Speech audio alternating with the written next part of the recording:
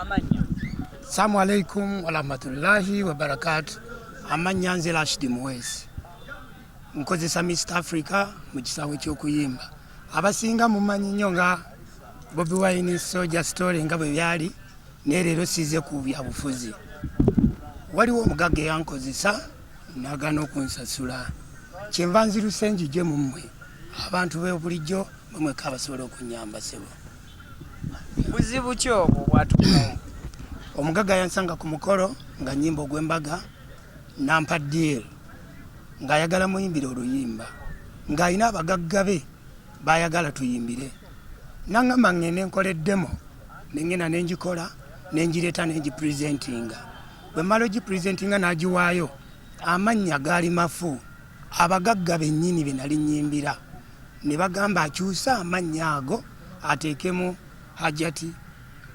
Amina Nabagala ne Haji Asani Bulwadda naddayo mu studio nenkola oluyimba nendumala bulungi nenduleeta nenduwa Omugaga ono bwe nali mmanyi n'aluwaayo abagagga ne basanyuka nnyo ne bagamba omwana ayimbye bulungi ne bagamba akole n'oluyimba olulala olugenda okwaniriza abagenyi ku mbaga gye tugenda okuba nayo nenzira mu studio ne tukola oluyimba ne mmatiza ttiimu yonna gye twakolagananga nayo ne tukola oluyimba olwokubiri oluyimba olwokubiri ne bagamba bateekemu amannya 45 nengateekamu ne ttiimu ne tubimala ne tupresentinga abagagga ne bagamba omwana akoze bulungi tugenda muwa ku ssente naye tudde tetuli bulungi tuli bize ku Sunday tugenda muwa ssente ono Omugagga eyali connector wange n'agamba ku Sunday muleete oluyimba olulala tulutwalira abagagga basasule project katono nnyo mu makati awo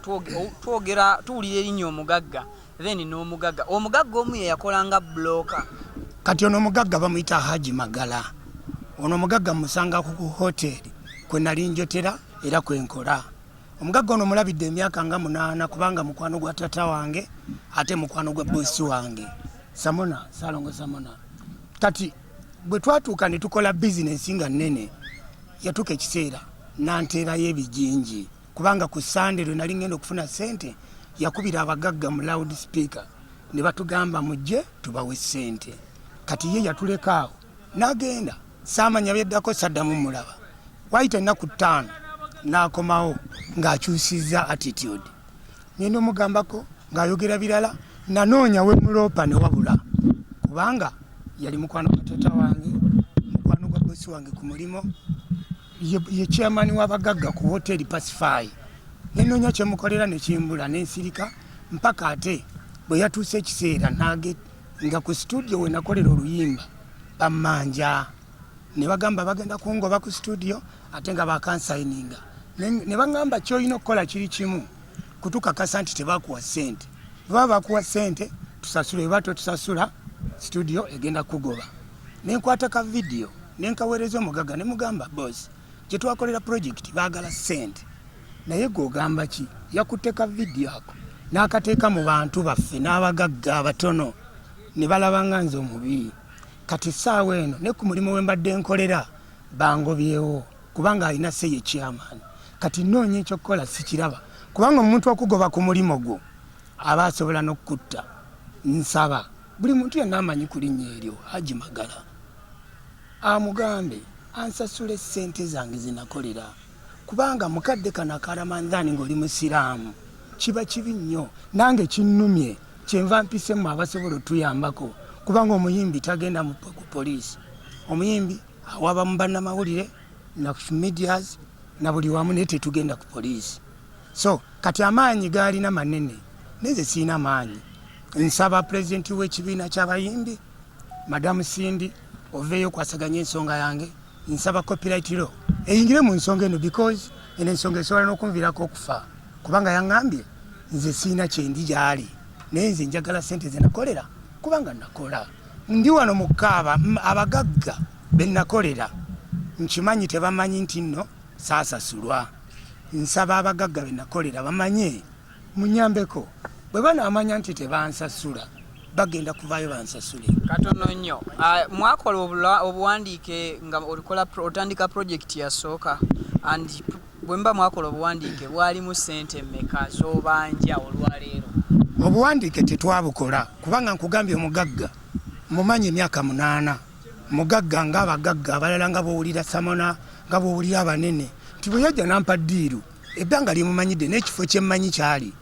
nali musiru ne sisobola kumuwaliriza kumufoosinga kukola contract gye twali tukola naye nyina obujulizi kubanga nyina WhatsApp messages ze twali tukola era nyina obukakafu nti na derivalinga music ennyimba 3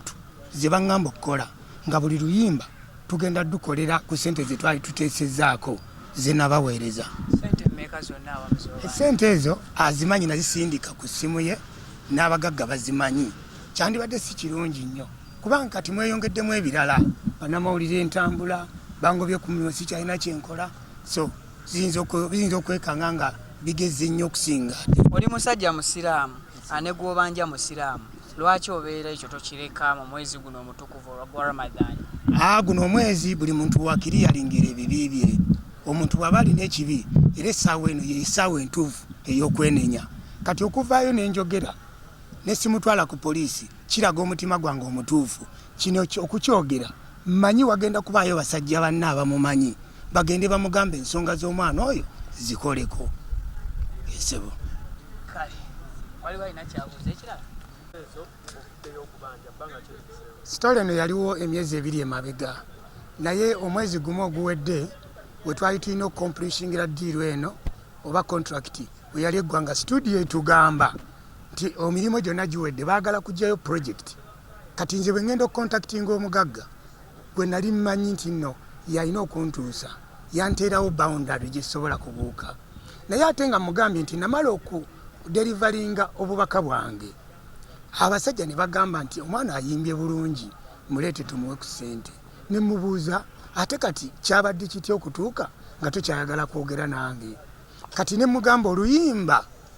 mu kibuga hit etwala omwezi gumu buli muntu ng'agikooye naye oluyimba lw'omukolo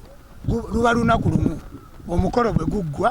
oluyimba luba lukaddiye. Omuntu gw'olabidde emyaka 8 lwaki obwesigwa buba buggwawo mwezi gumu oba ebiri? Si bwe kiri nze nakoze vidiyo ku pressure ya studio nenjagala njimuweereze mbalage feeling gye nyina n'obulumi bwe nyina ku studio yansayininga yeringa maama ne taata kati bwe njimuweereza nga manyi ajja kukwata vidiyo eyo ayogere n'abagagga be nakolera